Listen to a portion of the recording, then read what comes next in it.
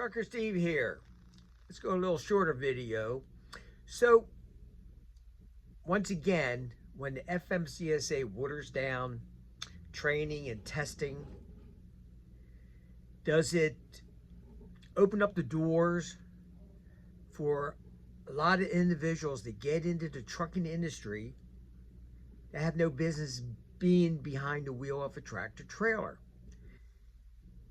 Yes, in a lot of ways. So you go to CDL school, and people who are running the range or management knows there's that 10%, I always call it the 5 or 10% in the class who are really having issues. Some of them just need catch-up training, and they deserve that catch-up training. But there's always some who should not move on. You got to be honest about it.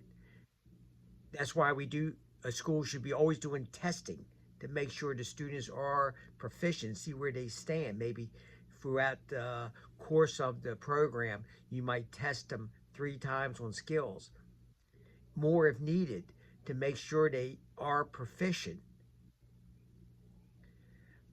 So here, let's go around and say we have 2 students in a particular CDL school who are not proficient or should not be behind the wheel of a tractor. They really not doing well on the test. They didn't do well in the classroom. And there's other issues with the students. Would that CDL school, a lot of CDL schools will not even put that student out. They will hold him in the class, set him up for testing, which is, to me, is terrible and dishonest because they're not proficient according to some of the FMCSA principles. Why? Well, if they get him out, they might have to give him a refund.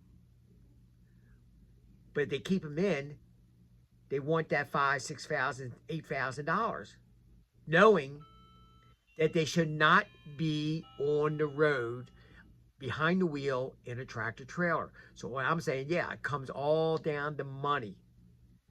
So all the years I've been teaching, I had two students. It got to a point where this student couldn't go down a major highway and stay straight in the lane. And I said, that's it.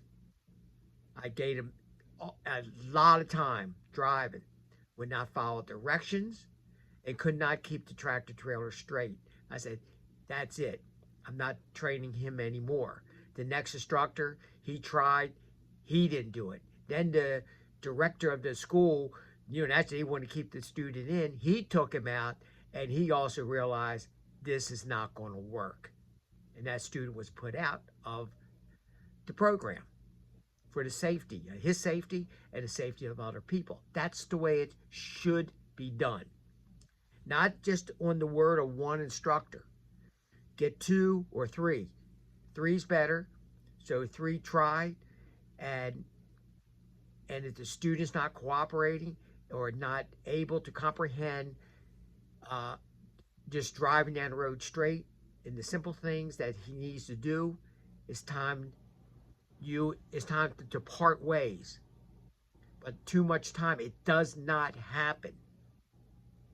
And the student might get that license, and yet that person goes on the road and all of a sudden kills somebody, or maybe kill more than 1 or 2. And some of the blame will go to FMCSA because they're not making schools, they're letting schools put everyone up for testing even though it's against their principles, that what's on their website. Okay, I'll see you on the next run. So I hope that answers that.